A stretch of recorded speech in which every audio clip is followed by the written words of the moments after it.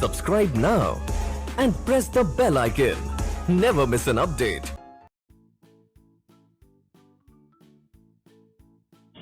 Hello, इस video में आपका स्वागत है। इस वीडियो में हम लोग डिस्कस करने वाले हैं शॉप एंड एस्टैब्लिशमेंट लाइसेंस के बारे में। शॉप एंड एस्टैब्लिशमेंट लाइसेंस क्या होता है ये हम लोग थोड़ा डिटेल में समझेंगे और क्या क्या डिस्कस करने वाले हैं हम लोग इस वीडियो में, ये एक बार मैं आपको बता दूं।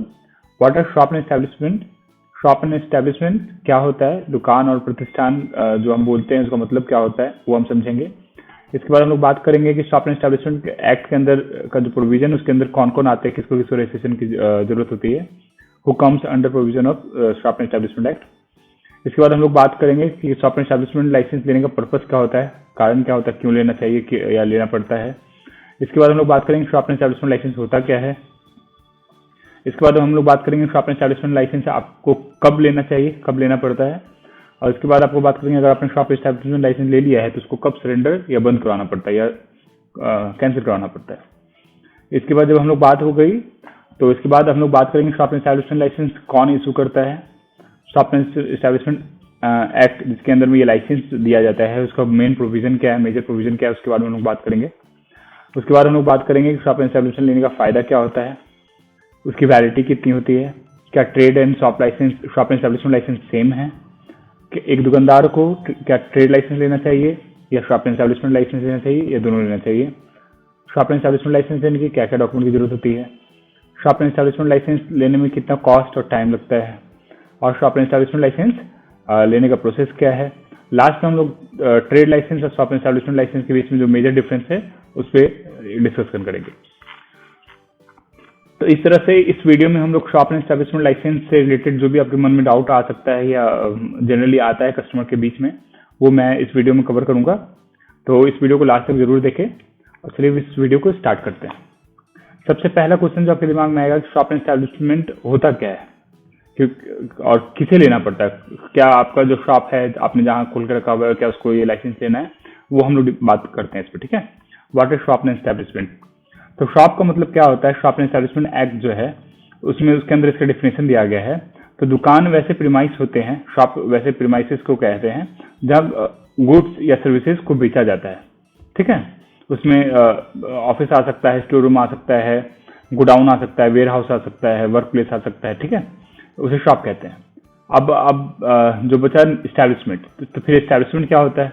तो एस्टैब्लिशमेंट वैसे प्रीमाइस को कहते हैं जहां पे ना गुड्स और सर्विसेज बनाई भी जाती है, क्रिएट की जाती है और फिर उसको सर्विस प्रोवाइड की जाती है, मतलब बेची जाती है। आप पूछेंगे ये क्या होता है, तो रेस्टोरेंट देख लीजिए, रेस्टोरेंट में हम लोग खाना बनाते भी हैं और उसको बेचते भी हैं, तो दोनों काम होता है वहाँ पे, सर्विस भी प्रोवाइड करते हैं और बनाते भी हैं। वहाँ प्रोडक्ट और सर्विस हम लोग क्रिएट भी करते हैं और उसको प्रोवाइड भी करते हैं, तो वो एस्टैब्लिशमेंट की कैटेगरी में आता है। तो एस्टैब्लिशमेंट में कौन कौन आ जाते हैं? शॉप आता है, रेस्टोरेंट आता है, रेसिडेंशियल होटल आता है, ईटिंग हाउस आता है, थिएटर होता है। थिएटर में क्या होता है, हम लोग ड्रामा क्रिएट करते हैं और उन लोगों के बीच में उसको प्रोवाइड करते हैं, प्ले करते हैं उसको। ठीक है, तो ये शॉप एस्टैब्लिशमेंट का मीनिंग हो गया। अब आपके मन में आएगा कि मेरा जो शॉप है या ऑफिस है या दुकान है या एस्टैब्लिशमेंट है जो भी है वो उसको licence, shop and establishment licence लेना जरूरी है या लेना चाहिए या नहीं। तो शॉप एंड एस्टैब्लिशमेंट लाइसेंस सभी दुकान और एस्टैब्लिशमेंट को नहीं लेना होता है। आपके स्टेट के शॉप एंड एस्टैब्लिशमेंट एक्ट में कुछ कुछ एरिया नोटिफाइड होते हैं, उसके अंदर जो शॉप एस्टैब्लिशमेंट आता है उसी को शॉप एंड एस्टैब्लिशमेंट लाइसेंस लेना होता है। क्यों लेना होता है ये मैं इस वीडियो के नेक्स्ट पार्ट में डिस्कस करने वाला हूँ। तो मान लीजिए अगर मैं बिहार की बात करूं तो यहाँ पे नोटिफाइड एरिया क्या है, किसी भी जो शहर है उसका जो नगर निगम का एरिया है, जो शहरी इलाका है, जो म्युनिसिपल कॉर्पोरेशन के अंदर पड़ता है वो नोटिफाइड एरिया है। नगर परिषद हो गया, नगर पंचायत में जो भी नोटिफाइड एरिया हो उसके अंदर जो शॉप एस्टैब्लिशमेंट है वो उसी को ये लाइसेंस लेना होता है। बिहार में जो नगर निगम है उसके अंदर में जो शॉप्स आते हैं उन्हीं को लेना होता है। ठीक है, वैसे ही आपके स्टेट में भी आपको देखना होगा कि आप जिस एरिया में आपका शॉप है वहां पर क्या शॉप एस्टैब्लिशमेंट लाइसेंस आपको लेना जरूरी है। शॉप एंड एस्टैब्लिशमेंट एक्ट के अंदर आपको अपनी दुकान का रजिस्ट्रेशन करवाना जरूरी है या नहीं है। ठीक है, तो ये दो क्वेश्चन को मैंने इस दो क्वेश्चन का मैंने आपको जवाब दे दिया। अब नेक्स्ट जो क्वेश्चन है, who comes under provision of shop and establishment act. तो शॉप एंड एस्टैब्लिशमेंट एक्ट में रजिस्ट्रेशन करवाना किसको जरूरी होता है? तो शॉप को कराना होता है, एस्टैब्लिशमेंट को कराना होता है। अब शॉप एस्टैब्लिशमेंट का बहुत तरीके के हो सकते हैं, उसमें से कुछ तरीका मैंने यहाँ लिखा हुआ है, कुछ टाइप्स जैसे शॉप्स हुए, ऑफिसेस हुए, कोचिंग सेंटर हुआ, बुक शॉप हुआ, सर्विस सेंटर हुआ, जॉब प्लेसमेंट एजेंसी आती है इसके अंदर, होटल्स आते हैं, मोटल्स आते हैं, रेस्टोरेंट आते हैं, कैफे आते हैं, सिनेमा हॉल्स आता है, मॉल्स आता है, सुपर मार्केट्स आते हैं, एंटरटेनमेंट पार्क्स आता है, बैंक आ सकता है, all types of commercial units जो कमर्शियल एक्टिविटी करती है वो आ सकता है। ठीक है, नेक्स्ट जो हम लोग डिस्कस करने वाले हैं, what is purpose behind registration under shop and establishment act. Shop and establishment act के अंदर रजिस्ट्रेशन कराने का पर्पस क्या होता है? तो ये एक्ट को पहले हमें समझना पड़ेगा, ये एक्ट है क्या, क्यों बना है। तो शॉप एंड एस्टैब्लिशमेंट एक्ट बना था जब इसका पर्पस क्या था कि देखिए, फैक्ट्री एक्ट फैक्ट्री को रेगुलेट करने के लिए फैक्ट्री एक्ट है, माइंस को रेगुलेट करने के लिए माइंस एक्ट है। वैसे ही अनऑर्गेनाइज बहुत सारे सेक्टर्स हैं जिनके लिए कोई स्पेशल एक्ट नहीं था, हर सेक्टर के लिए एक्ट बनाना पॉसिबल नहीं था, तो सरकार ने शॉप एंड एस्टैब्लिशमेंट एक्ट बनाया। तो इसके अंदर क्या होता है, जो भी अनऑर्गेनाइज सेक्टर में काम करने वाले लोग हैं, शॉप हैं, दुकानदार हैं, ठेले वाले हैं, या मान लीजिए आपने कोई फॉर्म खोला, किसी जगह दुकान खोला, उसमें एम्प्लॉय रख रहे हैं, तो उसके वर्किंग कंडीशन को रेगुलेट करने के लिए ये एक्ट लाया गया था। वर्किंग कंडीशन से मतलब क्या है कि आप कितने घंटे अपने एम्प्लॉय से काम करवाते हैं, उनको कितना छुट्टी देते हैं, लगातार काम करवाते हैं तो बीच में उसको खाने का छुट्टी देता है कि नहीं। उम्र के अनुसार आप चाहे 14 साल से कम वाले बच्चों को, एज वाले बच्चों को काम नहीं करवा सकते हैं। 14 से 18 साल वाले को आप दिन में अधिक से अधिक 7 घंटे का काम करवा सकते हैं। वैसे 18 से ज़्यादा उम्र वाले को आप 9 घंटे का काम करवा सकते हैं। वीक में आप 48 घंटे ज़्यादा काम नहीं करवा सकते हैं एडल्ट को। अगर 14 से 18 वाले हैं तो उसको आप 42 घंटे से ज़्यादा काम नहीं करवा सकते हैं। आपको साल में कितनी छुट्टी देनी है और कितना अर्न लीव देना है, कितना मेडिकल लीव देना है, कितना मैटरनिटी लीव देना है, ये सारा जो बताता है ये एक्ट बताता है। इसका मकसद क्या है कि आप ना अपने जो अनऑर्गेनाइज मार्केट है, सेक्टर है, उसमें जो एम्प्लॉयर हैं अपने एम्प्लॉय का शोषण ना कर सके, उनको मतलब अनएथिकल तरीके से उसमें काम ना करवा सके। अब ऐसा भी आप देखते होंगे कि किसी किसी दुकान में जो एम्प्लॉय होते हैं, स्टाफ होते हैं, दुकान को मालिक के उठने से पहले खोलते हैं और मालिक के जाने के बाद बंद करते हैं। मतलब 12 घंटा, 13 घंटा, 10 घंटा, 11 घंटे का काम करवाते हैं और जबकि उनको सैलरी बहुत कम मिलती है। तो ये एक्ट आपको वर्किंग कंडीशन को रेगुलेट करता है। अब उसके लिए क्या सरकार करती है कि आप बोलती है कि आप उन्होंने एरिया नोटिफाइड कर दिया है, उसके अंदर अगर आपका शॉप एंड एस्टैब्लिशमेंट है तो आपको अपना रजिस्ट्रेशन लेबर डिपार्टमेंट, उस डिस्ट्रिक्ट के लेबर डिपार्टमेंट में उनका अपने दुकान का या प्रतिष्ठान का रजिस्ट्रेशन कराना होगा। ठीक है, ताकि जो लेबर इंस्पेक्टर है वहाँ के, वो आपके दुकान पर नजर रख सकें, उसके बारे में विजिट कर सकें। अगर उनका कोई कंप्लेन आता है एम्प्लॉय की तरफ से तो आपके अगेंस्ट एक्शन ले सकें, अगर आप इस एक्ट के प्रोविजन को अगर वायलेट करते हैं तो। What is purpose behind registration under shop and establishment act, इसको मैंने अच्छे से समझा दिया है। नेक्स्ट जो हम लोग अब डिस्कस करेंगे, what is shop and establishment licence. Shop and establishment licence होता क्या है? तो shop and establishment licence registration होता है जो आप अपने दुकान और प्रतिष्ठान का करवाते हैं उस डिस्ट्रिक्ट के लेबर डिपार्टमेंट के साथ, under provision of shop and establishment act. उसी को हम लोग शॉप एंड एस्टैब्लिशमेंट लाइसेंस कहते हैं। जो रजिस्ट्रेशन सर्टिफिकेट आपको मिलता है इसमें, उसी को शॉप एंड एस्टैब्लिशमेंट लाइसेंस के नाम से जाना जाता है। ठीक है, नेक्स्ट आपके मन में जो क्वेश्चन आ सकता है कि when one has to take shop and establishment licence. Shop and establishment licence कब लेना होता है? तो जब भी आप नोटिफाइड एरिया के अंदर शॉप एंड एस्टैब्लिशमेंट चालू करते हैं, स्टार्ट करते हैं, क्योंकि 30 दिनों के अंदर में आपको शॉप एंड एस्टैब्लिशमेंट लाइसेंस लेना होता है। आपका दुकान और प्रतिष्ठान का रजिस्ट्रेशन लेबर डिपार्टमेंट के साथ करना होता है। अब नेक्स्ट क्वेश्चन आएगा कि आपको शॉप एंड एस्टैब्लिशमेंट लाइसेंस कब सरेंडर करना होता है? When one has to surrender shop and establishment licence. तो जब भी आपका दुकान या प्रतिष्ठान बंद हो जाता है तो उसके बंद होने के 15 दिनों के भीतर आपको अपना shop and establishment licence surrender करवा के उसको कैंसिल करवाना होता है। ठीक है, नेक्स्ट क्वेश्चन आपके मन में आएगा कि who issues shop and establishment licence. Shop and establishment licence कौन इशू करता है? तो ये chief inspector of labour department आपको इशू करते हैं शॉप एंड एस्टैब्लिशमेंट लाइसेंस। आपके स्टेट जो लेबर डिपार्टमेंट है वो करते हैं। ठीक है, नेक्स्ट अब आपका मैं डिस्कस कर दूं शॉप एंड एस्टैब्लिशमेंट एक्ट का जो मेजर प्रोविजन है वो क्या होता है, क्यों बना है, क्यों रजिस्ट्रेशन लेना होता है, क्या लाइसेंस लेने का क्या मकसद है सरकार का लिवाने का। तो ये इससे आपका क्लियर हो जाएगा। What are major provision of shop and establishment act. तो shop and establishment act provides legal rights to workers and prescribe and monitor working condition of employ in labour. Shop and establishment act क्या करता है? एक worker सबको एक legal rights देता है और उनके वर्किंग कंडीशन को मॉनिटर और प्रिस्क्राइब करता है कि आपको कैसे, कितने घंटे की छुट्टी चाहिए, कैसा कंडीशन होना चाहिए, कितने लीव मिलने चाहिए। आपको कितने उम्र वाले को कितना काम करवाना चाहिए, ये अगर आप ज़्यादा काम करवाते हैं तो उनको कितनी तनख्वाह देनी चाहिए, मिनिमम कितनी तनख्वाह देनी चाहिए, ये सब एक्ट बताता है। वैसे तनख्वाह पर एक मिनिमम वेजेस एक्ट भी है, तो वो भी साथ साथ में आपको फॉलो करना पड़ता है, ठीक है। तो मैं डिस्कस कर दूँ मेजर प्रोविजन जो है इसका थोड़ा जल्दी। It has regulation for following.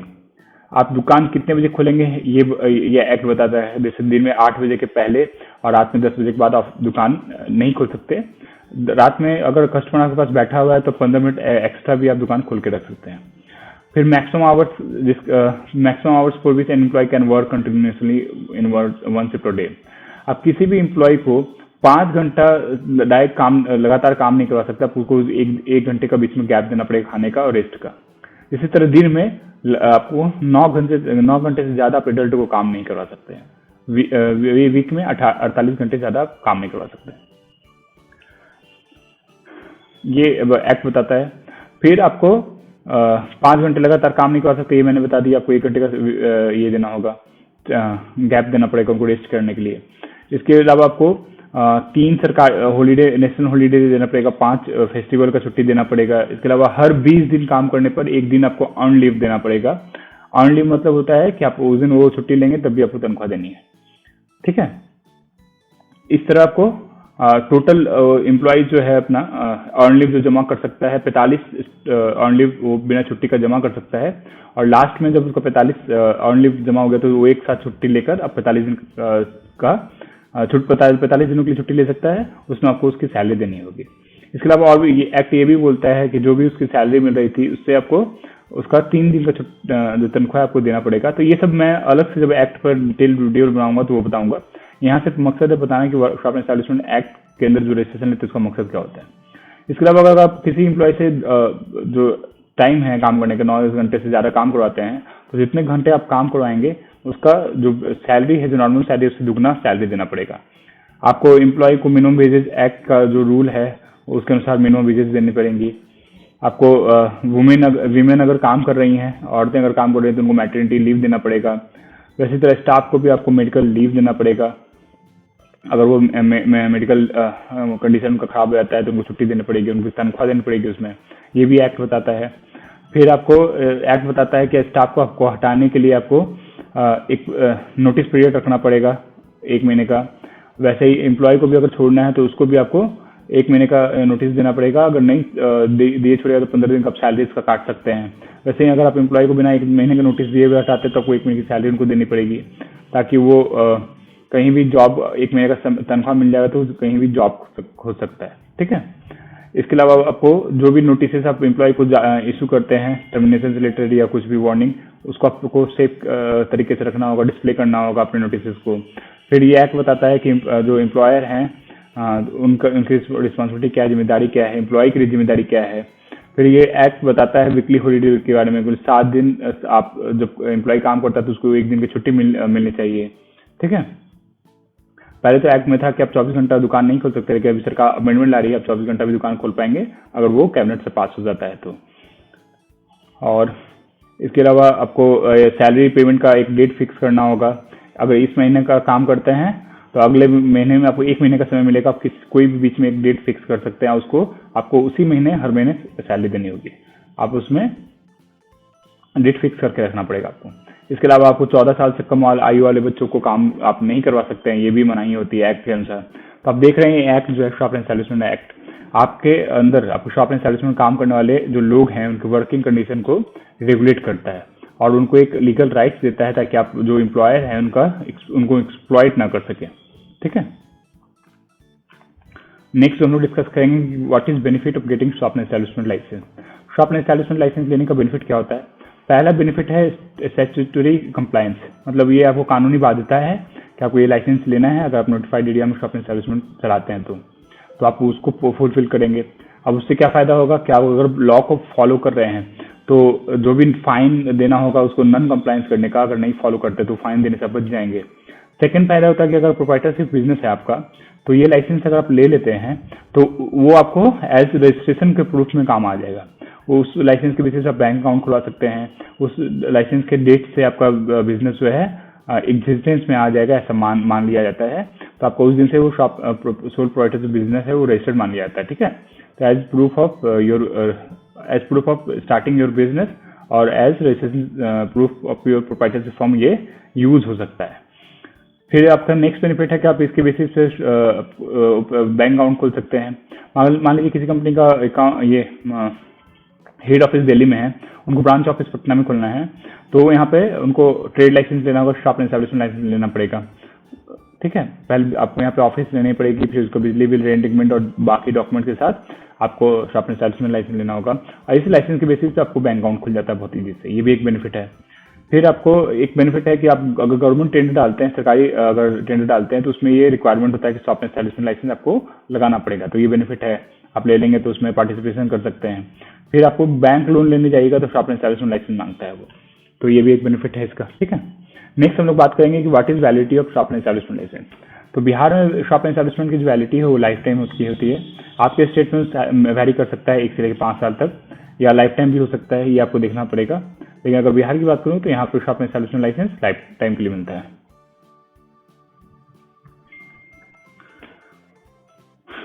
Life time मतलब परपेचुअल, हमेशा के लिए, उसको आपको रिन्यू नहीं करना है, कोई वैलिडिटी नहीं होती उसकी। नेक्स्ट जो क्वेश्चन हम लोग बात करेंगे कि are trade licence and shop and establishment licence same. क्या trade licence shop and establishment licence same होता है? तो इसका जवाब है नहीं। Trade licence municipal corporation issue करता है, वहीं shop and establishment licence labour department issue करता है। ट्रेड लाइसेंस आपका बिजनेस का रजिस्ट्रेशन है म्युनिसिपल कॉर्पोरेशन के साथ, शॉप एंड एस्टैब्लिशमेंट लाइसेंस आपका रजिस्ट्रेशन है लेबर डिपार्टमेंट के साथ, तो दोनों डिफरेंट होता है। नेक्स्ट क्वेश्चन जो आपके दिमाग में आएगा, should a shopkeeper take trade licence और शॉप एंड एस्टैब्लिशमेंट लाइसेंस और बोथ। एक दुकानदार को क्या ट्रेड लाइसेंस लेना चाहिए या शॉप एंड एस्टैब्लिशमेंट लाइसेंस लेना चाहिए, या दोनों लेना चाहिए? तो अगर मैं लॉ की बात करूं तो अगर आपका दुकान नगर निगम के अंदर में है और वो नोटिफाइड एरिया भी है तो आपको ट्रेड लाइसेंस और शॉप एंड एस्टैब्लिशमेंट लाइसेंस दोनों लेना होगा। अगर आपका दुकान नगर निगम के अंदर नहीं है और वो किसी अननोटिफाइड एरिया में है तो आपको trade licence, shop and establishment licence दोनों नहीं मिलेगा। अगर आपका दुकान नोटिफाइड एरिया के बाहर है लेकिन नगर पंचायत में जहाँ ट्रेड लाइसेंस बनता है तो आपको ट्रेड लाइसेंस लेना पड़ेगा। तो आपको देखना पड़ेगा कि आपकी दुकान कहाँ पे है या एस्टैब्लिशमेंट कहाँ पे है, और वहाँ क्या ट्रेड लाइसेंस लेना जरूरी है या शॉप एंड एस्टैब्लिशमेंट लाइसेंस लेना जरूरी है, उसी के अनुसार लेना पड़ेगा। अगर दोनों जरूरी है तो दोनों लेना पड़ेगा आपको। नेक्स्ट क्वेश्चन जो आपके दिमाग में आएगा, what documents are required to get shop and establishment licence. Shop and establishment licence के लिए क्या क्या डॉक्यूमेंट लगती है, ठीक है। तो ये डिपेंड करता है, डॉक्यूमेंट वैरी करता है, proprietorship firm, partnership, LLP, company, NGO. NGO में भी trust, society, fix unit company, सबका डॉक्यूमेंट अलग अलग होता है।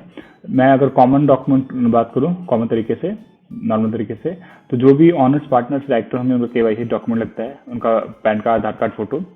अगर फॉर्म, कंपनी, एनजीओ है तो उनका केवाईसी डॉक्यूमेंट कंपनी का भी लगेगा, फॉर्म का, एनजीओ का लगता है। जैसे अगर पार्टनरशिप फॉर्म है तो पार्टनरशिप डीड की कॉपी, पार्टनरशिप पैन। एलएलपी है तो एलएलपी डीड की कॉपी, एलएलपी का पैन और एलएलपी का इनकॉर्पोरेशन सर्टिफिकेट की कॉपी। इसके अलावा कंपनी है तो कंपनी का एमओए, इनकॉर्पोरेशन सर्टिफिकेट, कंपनी का पैन और कंपनी का ऑथराइजेशन लेटर, जो भी डायरेक्टर उनके नाम पे। एनजीओ में अगर ट्रस्ट है, ट्रस्ट डीड की कॉपी, ट्रस्ट का पैन और ऑथराइजेशन लेटर। सोसाइटी है तो सोसाइटी का बायलॉज, मेमोरेंडम, इनकॉर्पोरेशन सर्टिफिकेट, उनका रजिस्ट्रेशन सर्टिफिकेट, सोसाइटी का पैन लगता है। अगर सेक्शन 8 कंपनी है तो फिर उसका MOA, AOA, incorporation certificate, company का पैन और ऑथराइजेशन लेटर लगता है। इसके अलावा एड्रेस प्रूफ लगता है रजिस्टर्ड ऑफिस का, जहाँ भी आपका प्रोप्राइटरशिप फर्म या पार्टनरशिप या कंपनी है वहाँ का बिजली बिल, रेंट एग्रीमेंट ये लगेगा। अगर रेंट पे है तो और इसके अलावा आपको लगेगा वहाँ का नगर निगम का रसीद है, म्युनिसिपल टैक्स रसीद, वो लगता है। इसके अलावा आपको दुकान और शॉप का आपको फोटोग्राफ खींच के देना पड़ेगा नेम बोर्ड के साथ, इसमें आपका दुकान का नाम, एड्रेस लिखा हो।